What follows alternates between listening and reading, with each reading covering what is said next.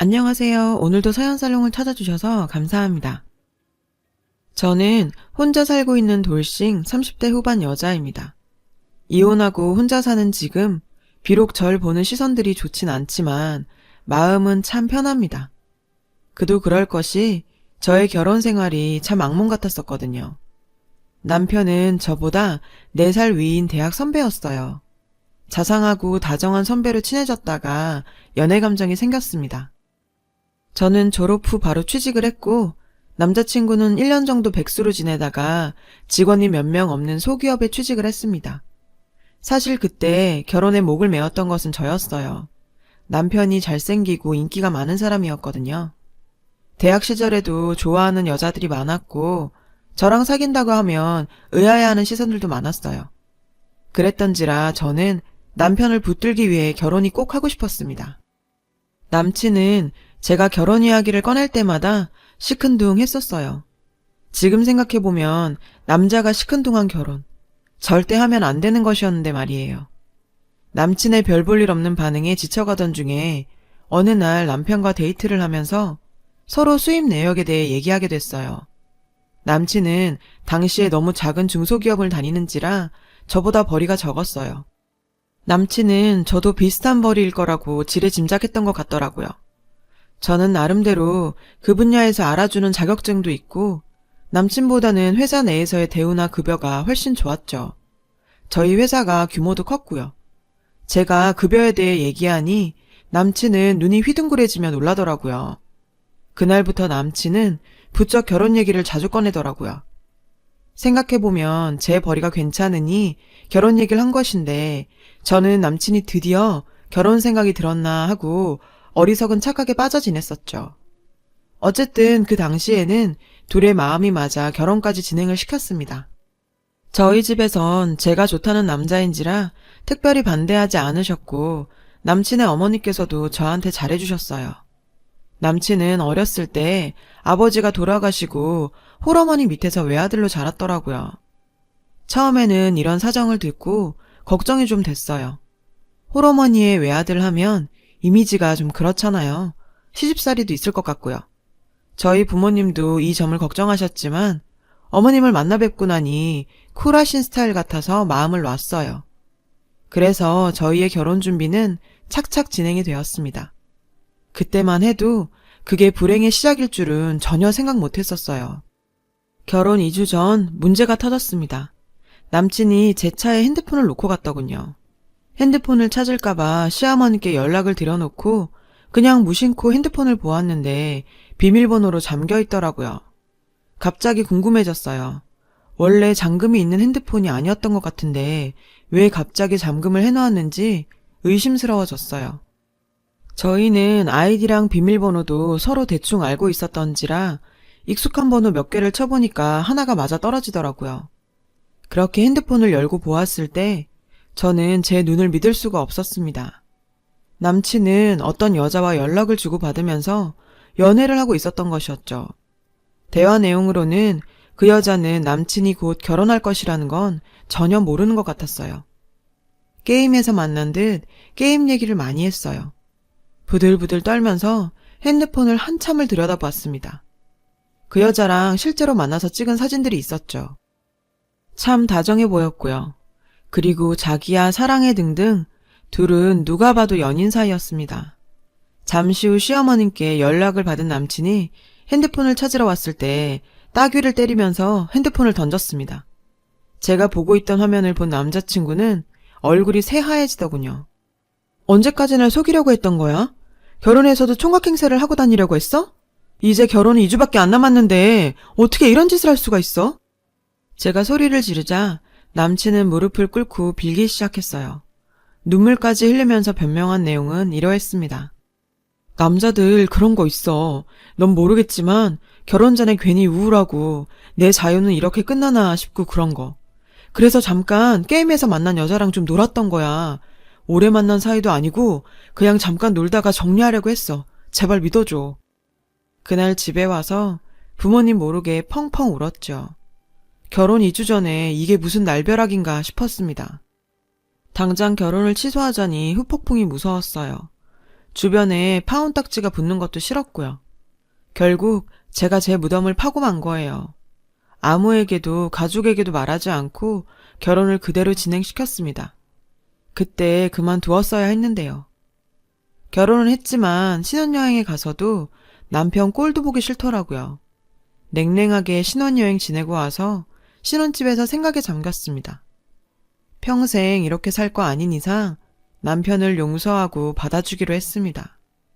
남편과 소주 한잔 하면서 이런저런 살아온 얘기들 하고 저번에 있었던 그 사건들 얘기하니 남편은 죽을 죄를 지었다며 미안해 하더라고요. 정리한 것이 확실히 맞다는 것을 확인하고 화해를 했습니다. 남편의 말대로 결혼 전 잠깐의 불장난이었겠거니 그렇게 생각하기로 했습니다. 다만 앞으로는 핸드폰에 잠금 없이 무조건 제가 볼 수 있도록 하라고 했어요. 남편은 군소리 없이 동의했고요. 그렇게 한동안은 평화롭게 지냈어요. 결혼 1년 후 임신도 하게 되었죠. 남편의 벌이가 좋지 않아서 제가 맞벌이를 해야 했어요. 아이 낳고 잠깐만 쉬려고 했는데 그게 계획대로 되지가 않더군요. 임신한 지 3달째 되었을 때 갑자기 피가 흥건해서 놀라 병원을 갔습니다. 병원에서는 유산기가 있다며 절대 누워만 있으라고 신신당부하더라고요. 저희 부모님도 난리 나시고 어머니도 난리셔서 당장 직장 휴직에 내고 집에서 누워만 있었어요. 아이 지키는 게 우선이었으니까요. 그런데 처음에는 그러려니 하던 남편이 점점 부르퉁해지더라고요. 한 달이 지나 수입이 적어진 게 눈에 보이니 불안해진 것이었죠. 저는 남편이 이해가 가면서도 원망스럽더군요. 제가 일을 영영 안 할 것도 아니고 임신 기간에 잠시 쉬려는 건데 그렇게 못마땅해야 할 일인가 싶었네요.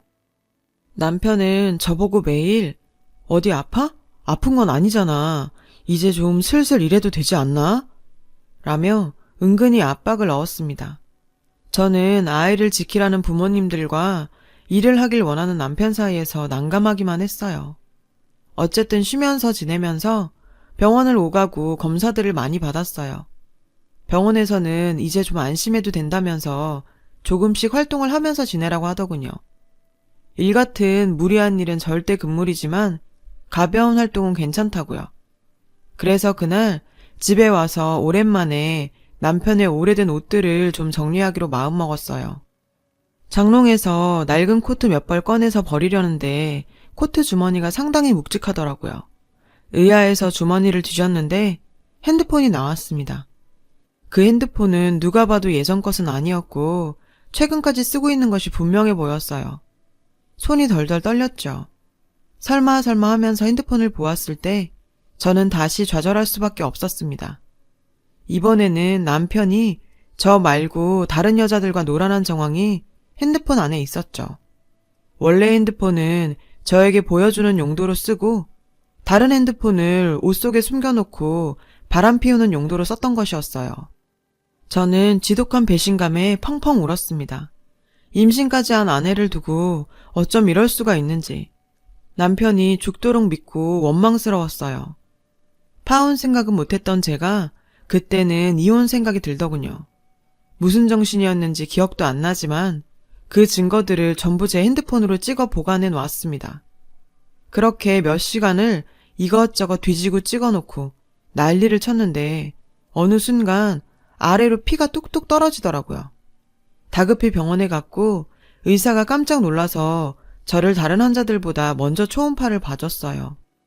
그 결과 아이가 사산되었다는 진단을 받았습니다.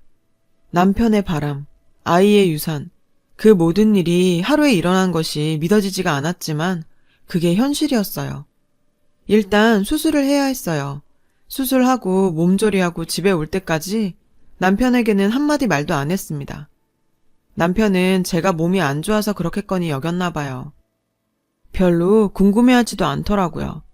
집에 와서 꾹꾹 참던 화가 터져버리고 말았어요.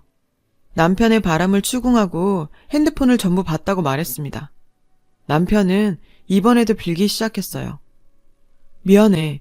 사실 회사에서 나한테 추근덕대는데 거절하기도 미안하고 그래서 어쩔 수 없이 그렇게 됐어. 내가 미안해 여보. 그렇지만 이번에는 저도 참을 수가 없었죠.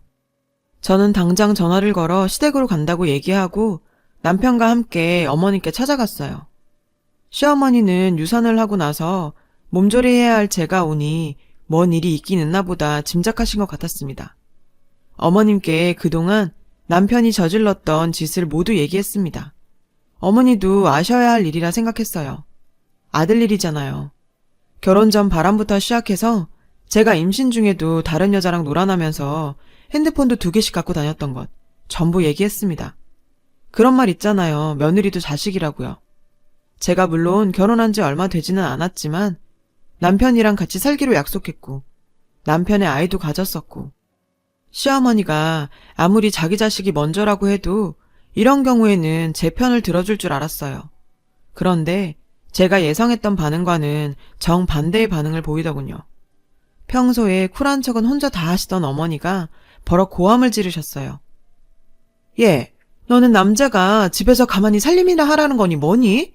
남자가 바깥일 하다 보면 여자랑 친하게 지낼 수도 있고 뭐 그런 거지. 그런 걸 가지고 시어머니한테 와서 이게 야단법석을 떨 일이니? 넌 도대체 가정교육을 어떻게 받은 거니? 시어머니의 그 말에 벙쪄서 한동안 말을 하지 못했네요. 어머니께선 계속해서 소리만 지르셨어요. 내가 제 장가 보낼 때 생각했다. 내 자식보다 네가 인물도 떨어지고 너 뭐 별 볼 일 없다 싶었어. 그래도 내 자식이 좋다 하니 장가 보낸 거야. 어디서 고마운 줄 모르고. 그렇게 한참 헛소리만 듣고 집으로 왔습니다. 유산 후 조리도 덜 된 몸에 시어머니의 반응으로 충격받은 저는 한동안 몸살을 앓았어요.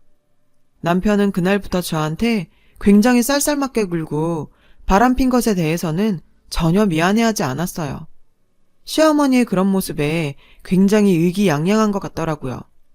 처음에는 미안하다고 형식적 사과라도 했지만 나중으로 갈수록 내가 뭐 어쩌라고? 하는 반응이었어요. 일이 그렇게까지 되었을 때 저는 확실히 제가 실수했다는 것을 알았어요.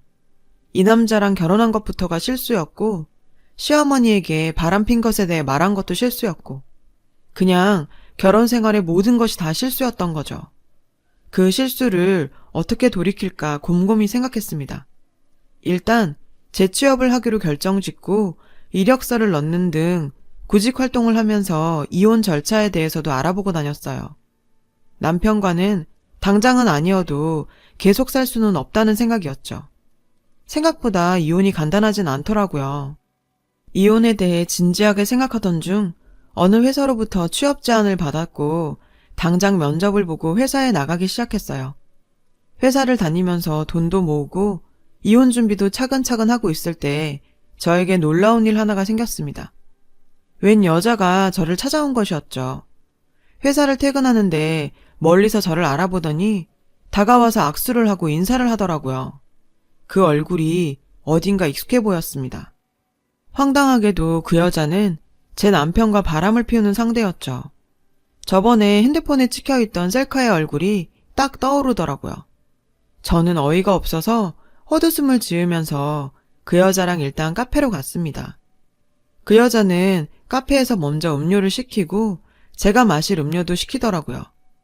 일단 큰 소리 내기 싫어 조용히 있었어요. 그리고 음료가 나왔을 때 서로 대화를 시작했죠. 날 찾아온 이유가 뭐예요? 제가 묻자 그 여자는 피식 웃으면서 얘기했습니다. 알 것 같지 않으세요? 제가 무슨 말을 할지. 성식 오빠가 너무 힘들어해서 제가 왔어요.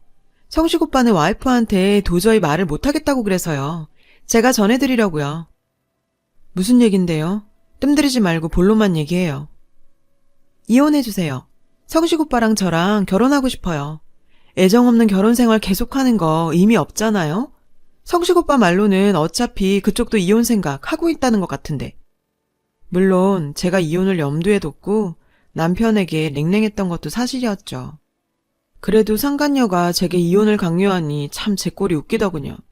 그 여자는 또 왜 저렇게 사나 한심했죠. 당신이 이렇게 사는 거 당신 부모도 아세요? 당신 친구들이나 주변 사람들에게 불륜 저질러서 결혼한다고 당당할 수 있어요? 어쩜 그렇게 뻔뻔하죠? 이해할 수가 없네요. 그쪽 이해 바란 적 없고 이혼해주세요. 그러더니 그 여자는 비장의 무기라도 꺼내는 듯한 표정으로 이렇게 말하더라고요. 성식 오빠 어머님도 저희 사이 다 알고 계세요. 성식 오빠가 얼른 이혼하고 재혼하길 바라시고요. 이건 몰랐죠? 그건 약간 충격이긴 했습니다. 알고 보니 저희 시어머니 상간녀와 몰래 연락 주고받으며 저 내쫓을 궁리하고 계셨더라고요. 저 그렇게 시어머니에게 잘못한 건 없었는데 어쩜 그렇게 며느리에게 그럴 수 있었는지 지금도 의문이네요. 그 이후 차근차근 알아보았습니다. 하나부터 10까지 증거를 다 모았어요. 남편의 핸드폰에 있던 정보들을 바탕으로 그 여자의 출신 학교, 직업 등등 알아낼 수 있었죠. 알고 보니 그 여자도 저희랑 같은 대학 동문이었더군요. 저희랑 같이 대학을 다녔을 학번은 아니고 몇 살 더 어렸고요. 그리고 그 여자의 친구들에 대해서도 알아낼 수 있었고 건너 저랑 고등학교 때 제 친구와 공통적으로 연이 닿아 있는 것도 확인할 수 있었어요. 세상 참 좁죠. 그 친구 오랜만에 만나 그동안의 사정들 전부 얘기하니 입을 떡 벌리더라고요. 그 친구는 결혼해서 아이도 낳고 생활하고 있는 친구여서 그런지 제 마음을 누구보다 잘 헤아려줬습니다. 걔네 선배랑 나랑 아는 사이고 나도 몇 번 만난 적 있는데 정말 그런 애인 줄 몰랐어. 내가 알기로 그 집안에서 그런 결혼 허락할 리 없는 것 같던데. 그 집 꽤 부자였거든. 사윗감 욕심도 있다고 하는 것 같던데. 걔 지금 눈 뒤집혀서 부모 속이고 있는 거 아닐까? 너 잘 알아봐봐.